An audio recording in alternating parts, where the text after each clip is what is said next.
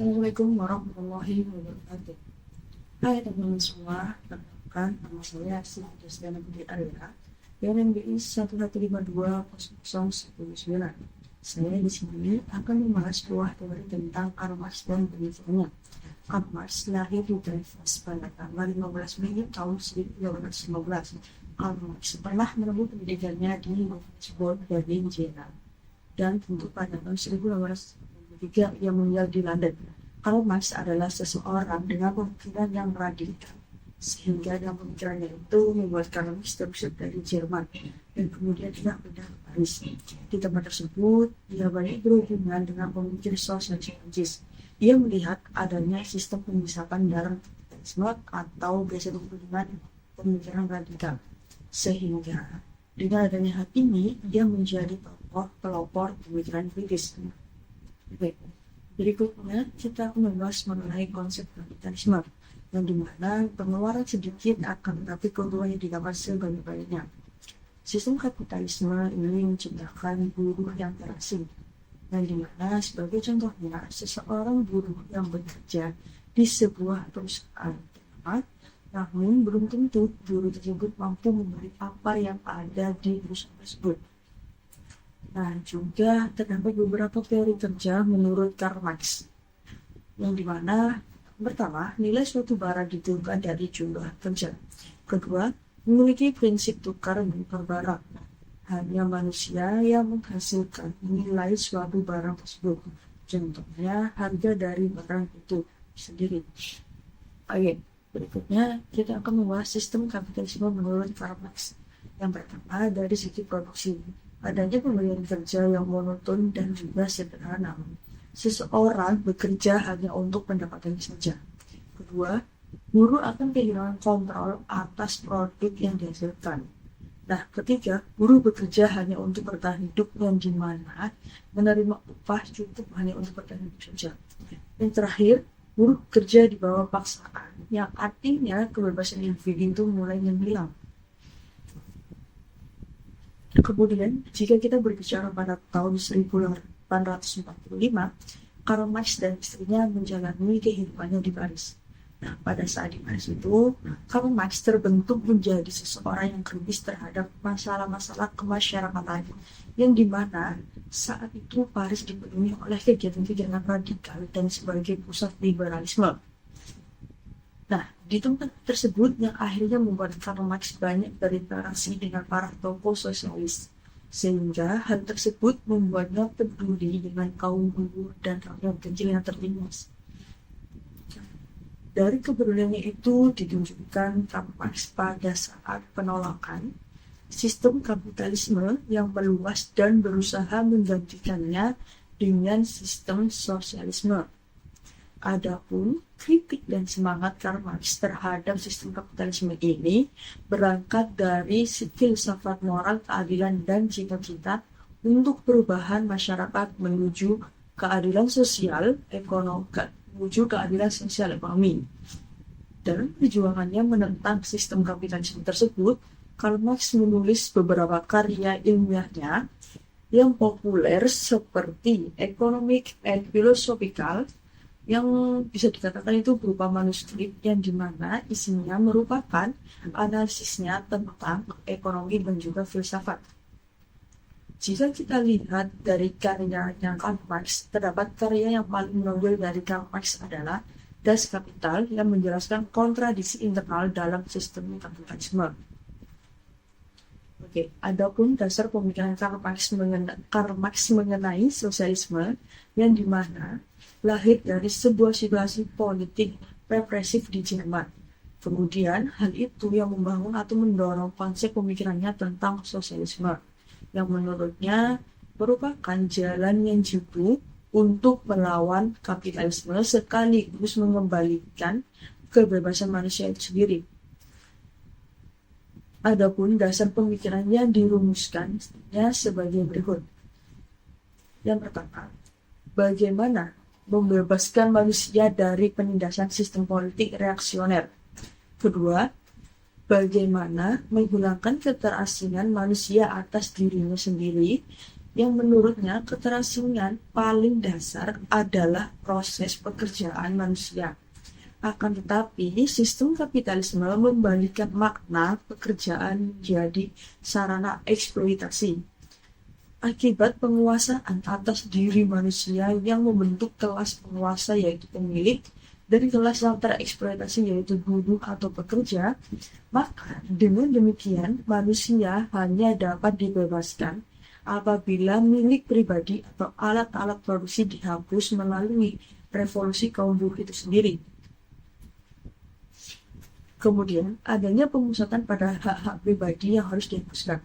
Penghapusan itu hanya dapat dilakukan dengan menerapkan sistem sosialisme. Yang kemudian kita akan membahas mengenai kapitalisme dan sosialisme menurut pandangan Karl Marx. Menurut pandangan Karl Marx, kapitalisme dan sosialisme merupakan sejarah manusia yang menghapuskan perjalanannya dari kapitalisme ke sosialisme. Karena apa? Bisa dikatakan karena secara naluri manusia ingin mempertahankan diri. Maka dengan memiliki konsep kepemilikan, orang akan melakukan efisiensi, persaingan bebas, sehingga yang kuat bertahan akan dikatakan sebagai pemenang, ataupun yang kalah akan dikatakan sebagai miskin. Dengan ini menjadikan dua kelompok pemilik dan buruh, borjuis dan proletar, karena kepentingan ditentukan oleh kelas dan jelas kepentingannya itu sudah berbeda. Kemudian kita akan membahas mengenai kapitalisme terlebih dahulu, yang dimana dalam manifesto komunis, Marx memuji borjuis karena keberhasilannya mengembangkan industri perdagangan pasar. Marx lebih melihat borjuis lebih jujur daripada feodalis. Meskipun dalam feodalisme, nilai-nilai, norma, penghormatan lebih suci. Maka dengan hal itu membuat kelas-kelas yang tak rasional oleh kemonafikan dan ideologis. Nah, ciri khas dari sistem ekonomi kapitalisme yaitu menggunakan hukum ekonomi pasar. Dari segi sistem produksinya adalah nilai tukar, bukan nilai pakai. Yang dimana artinya orang membeli barang karena ingin ditukarkan dengan yang lain, dengan mendapatkan untung sebagai catatannya. Jadi tujuannya uang, melainkan bukan barang yang diproduksinya. Nah, semakin besar untungnya, maka semakin baik.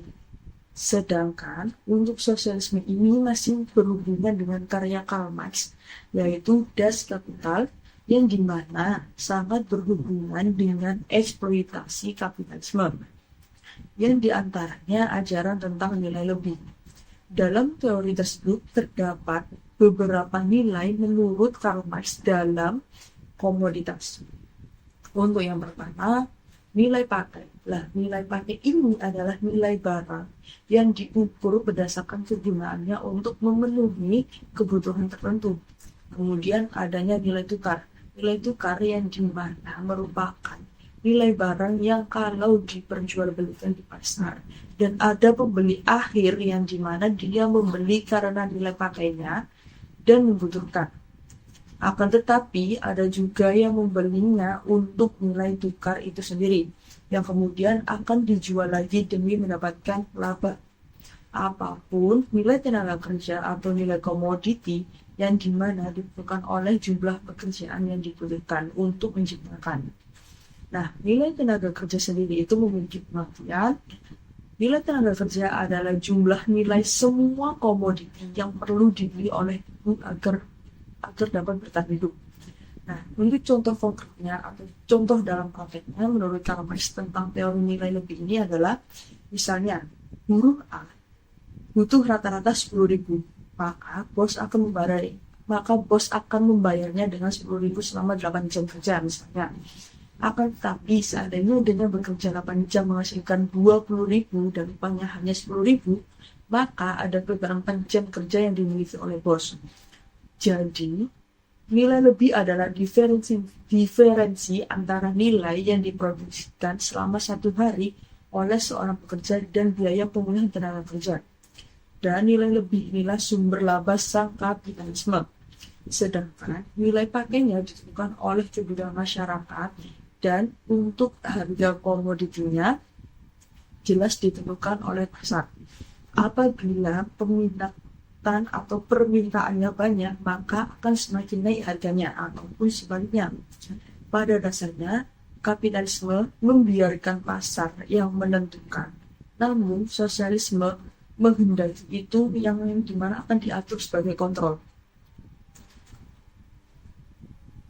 Yang terakhir, kita akan membahas atau kesimpulan dari beberapa pembahasan yang telah dijelaskan tadi.